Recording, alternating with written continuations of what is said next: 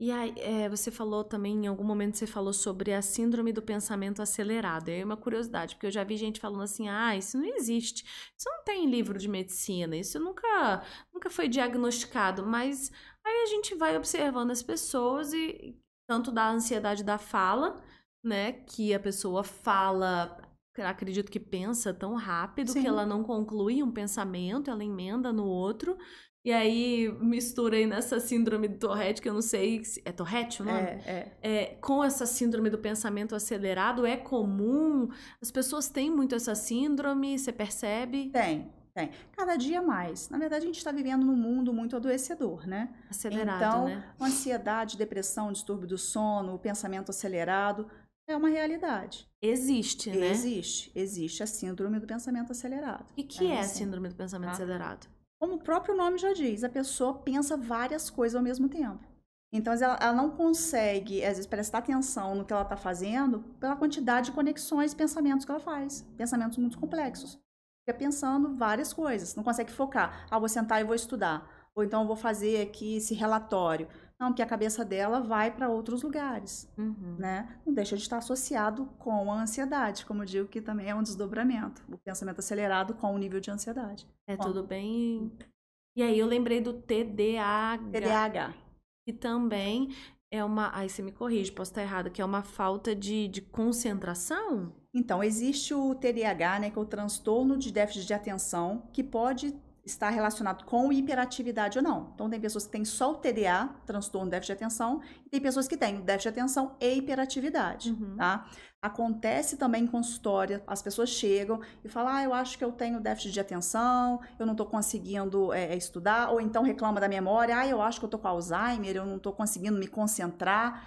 E muitas vezes é por conta da síndrome do pensamento acelerado e da ansiedade, porque a pessoa não consegue ter foco. Mas existe a diferença.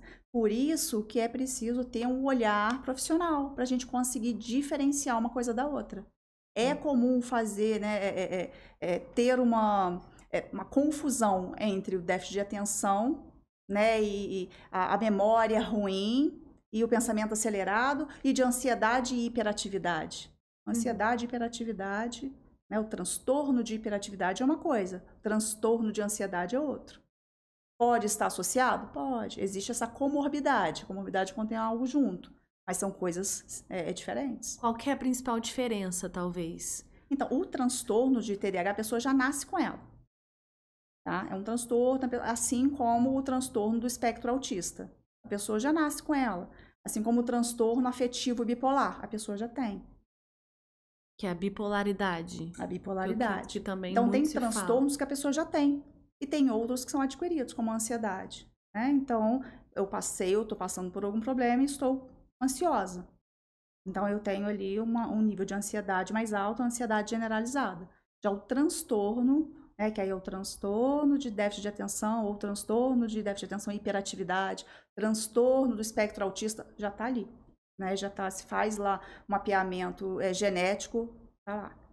Dá para perceber isso em exames clínicos e de sangue? Assim, a gente geralmente faz inicialmente a anamnese, né? Então, assim, um olhar clínico mesmo, que é saber todos os marcos de infância, porque uma pessoa que tem o TDAH, ela tem um histórico, regresso aí, né, de escola, como que foi, rendimento, repetiu de ano, era mal visto na escola, esse menino não para sentado, é bagunceiro, arruma confusão, tem todo um histórico. Né? E Então, às a vezes gente traz um começa diagnóstico só depois de anos, é isso? Exatamente. Isso tem acontecido muito no transtorno do espectro autista.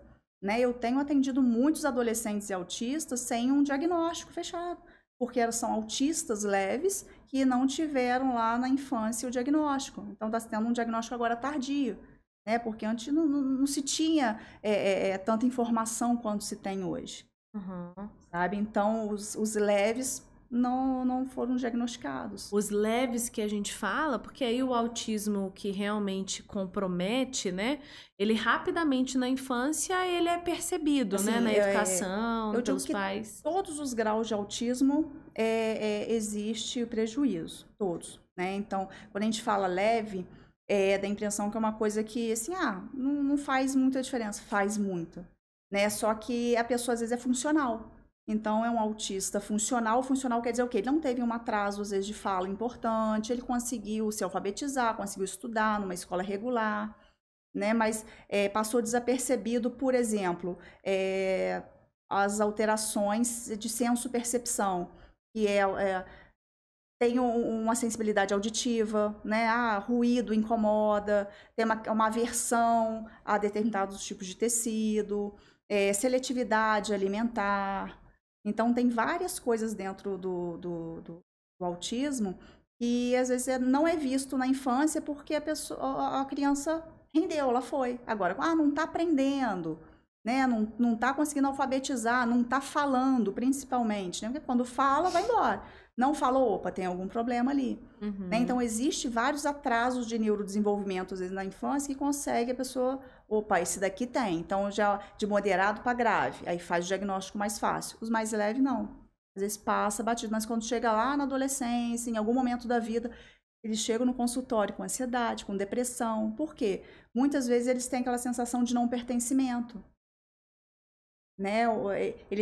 Eu sou diferente, eu sou o esquisito, eu sou o que gosto de ficar no meu canto, não gosto de conversar com todo mundo, eu não gosto das mesmas coisas que todo mundo gosta. Então, tem uma tendência de ficar isolado, né? Porque uma das características principais do autismo é uma inabilidade social. Então, quando ele vai procurar emprego, ou quando ele vai estudar, cai numa faculdade, às vezes ele não consegue socializar da forma que deveria. E é um autista leve que não teve diagnóstico. E aí ele chega lá com algumas sequelas por conta disso.